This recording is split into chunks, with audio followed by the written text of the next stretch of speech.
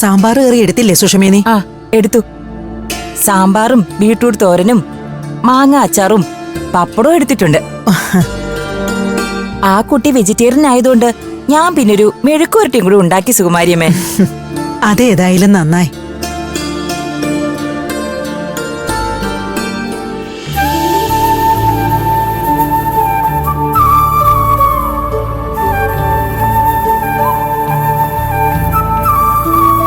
എന്റെ ഈശ്വര, ഞാൻ എന്തായി കാണുന്നേ?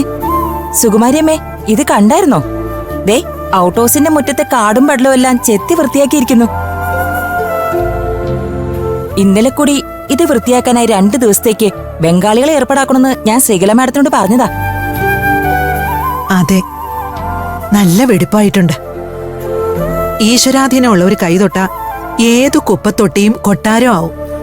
എന്നാലും ആ കുട്ടി തനിച്ചാണോ ഇതൊക്കെ വൃത്തിയാക്കിയത്? അതും ഈ പറയുന്ന സമയം കൊണ്ട്? ആള് കൊള്ളാലോ. അവള് കൊള്ളാവുന്നവളായതുകൊണ്ടല്ലേ എന്റെ കൊച്ചുമാൻ ഇഷ്ടപ്പെട്ടത്.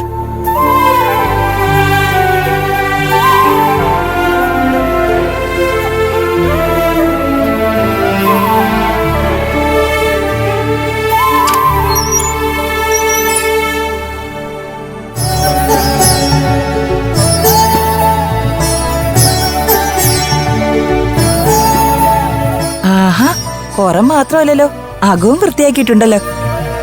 ദേ നോക്ക് സുകുമാരിയമ്മേ, പഴയ ഔട്ട് ഹൗസ് ആണെന്ന് പറയൂ ഇതിപ്പോ. അയ്യോ എന്റെ ഈശ്വര, ഈ കുട്ടി മിടിക്കുകയാണല്ലോ. നീ അത് ആ മേശപ്പുറത്ത് വെച്ചേക്ക്. ആ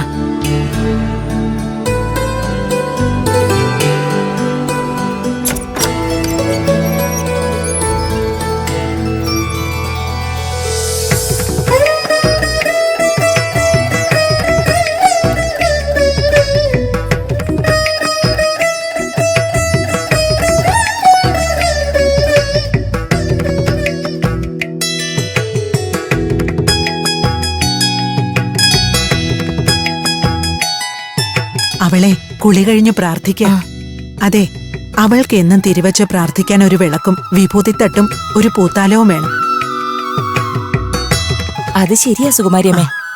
ഇനിയിപ്പോ ഇവിടെ അതിന്റെ ഒരു കുറവും കൂടിയുണ്ട്. ശരി, എന്നാ നീ പൊയ്ക്കോ, ഞാൻ കുറച്ച് കഴിഞ്ഞ് അങ്ങോട്ട് വന്നേക്കാം.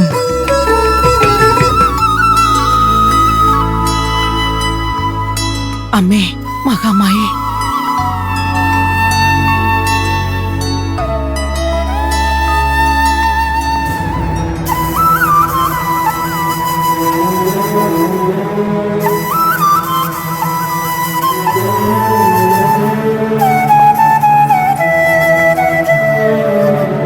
നവവരൻ എന്ത് ഒന്നും കഴിക്കാതെ ദിവാസ്വപ്നത്തിൽ മുഴുകിയിരിക്കുന്ന?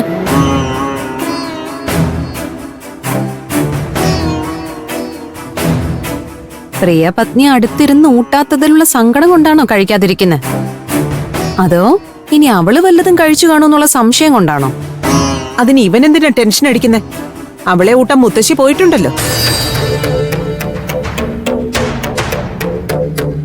ഡാ, അതും ഇതും ആലോചിച്ചിരിക്കാതെ നീ വല്ലതും കഴിക്കാൻ നോക്ക്.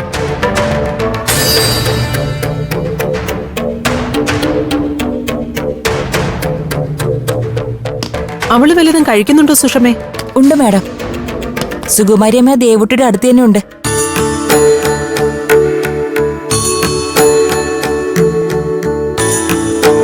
മാഡം, ആ ഔട്ട് ഹൗസ് ദേവുട്ടി എത്ര പെട്ടെന്നാ ക്ലീൻ ചെയ്തത്.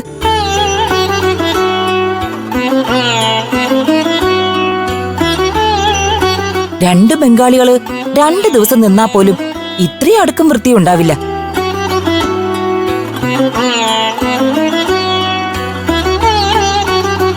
റൂമെല്ലാം നല്ല കണ്ണാടി പോലെ കഴുകി തുടച്ച് വൃത്തിയാക്കിയിട്ടുണ്ട്. ആ, ചുരുക്കി പറഞ്ഞാലേ ബംഗാളികൾക്ക് കൊടുക്കാനുള്ള പൈസ കൂടി ലാഭം.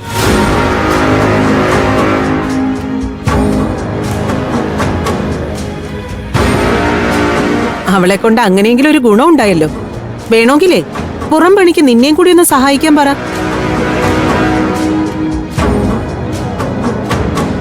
അയ്യോ, അതൊന്നും വേണ്ട മാഡം. ഇവിടുത്തെ ജോലിയൊക്കെ ഞാൻ തന്നെ ചെയ്തോളാം.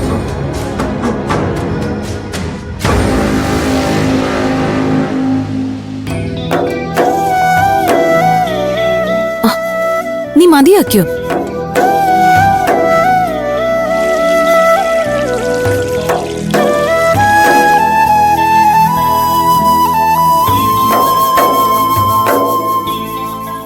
ഞാൻ എന്ത് മണ്ടത്തരോ ശ്രീകലയെ ചെയ്തു. എന്തിനാ അവന്റെ മുമ്പിൽ വെച്ച് അവളെ പറ്റി അങ്ങനെയൊക്കെ പറയാൻ പോകുന്നത്? അതുകൊണ്ട് എന്താ കുഴപ്പം? ഞാൻ ഉള്ള കാര്യമല്ലേ പറഞ്ഞത്. അതിനവന് ഇത്രയും ഫീൽ ചെയ്യേണ്ട കാര്യമൊന്നുമില്ല. നോക്ക്, തനിക്ക് അവളെ ഇഷ്ടമില്ലെങ്കിലും സന്ദീപിന്റെ മുമ്പിൽ വെച്ച് ദേവൂട്ടിയെ കുറ്റപ്പെടുത്തുകയോ പരിഹസിക്കുകയോ ഒന്നും ചെയ്യരുത്.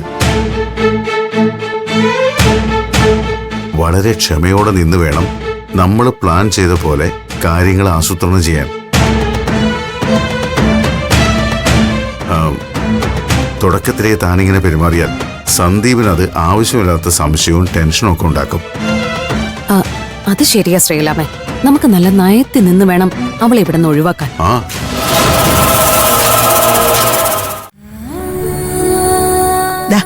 ഇതൊക്കെ നിനക്ക് വേണ്ടി ഉണ്ടാക്കിയതാ. സാമ്പാറ്, ബീട്രൂട്ട് തോരൻ, മാങ്ങ അച്ചാറ്. അവിടുത്തെ പോലെ വെള്ളച്ചോറ് പ്രത്യേകം ഉണ്ടാക്കിയതാ. എന്താ കുട്ടി ഇത്? അന്നത്തിന്റെ മുമ്പിലിരുന്ന് കണ്ണീരൊഴുക്കുന്നു.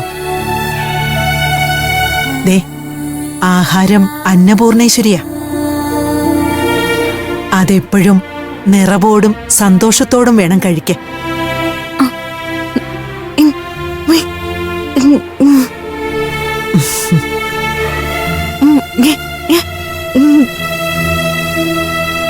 മനസ്സിൽ നന്മയുള്ളവരെ സ്നേഹിക്കാതിരിക്കാൻ ആർക്കാ പറ്റുക? നീ എന്നും നല്ല സന്തോഷത്തോടെ ഇരിക്കണം. ദേ, നിന്റെ ഈ ചിരിക്കുന്ന മുഖമായ എനിക്കിഷ്ടം. നീ ഇങ്ങനെ സന്തോഷത്തോടെ ഇരുന്ന എന്റെ സന്ദീപ് എന്നും സമാധാനത്തോടെ കഴിയും. അവൻ ഭയങ്കര സന്തോഷത്തില്.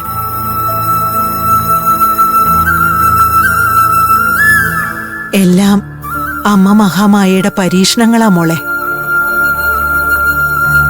നിങ്ങളെ ഒന്നിപ്പിച്ചത് സാക്ഷാൽ മൂകാംബികാദേവിയാ. ആ അമ്മ ഒരിക്കലും നിങ്ങളെ പിരിക്കില്ല. ശ്രീകല പറഞ്ഞ ഈ 41 ദിവസം ഉണ്ടല്ലോ, അതാ ഈ പറയുന്നതിന് മുമ്പങ്ങ് തീരില്ലേ? പിന്നെന്താ? പിന്നെ നിങ്ങൾക്ക് രണ്ടുപേർക്കും സന്തോഷത്തോടെ ഒരുമിച്ച് ജീവിക്കാം. പിന്നെ നീ ഈ കുടുംബത്തിലെ രാജകുമാരിയാ. പിന്നെ അവൻ നിന്നെ രാജകുമാരിയെ പോലെ വാഴിക്കും.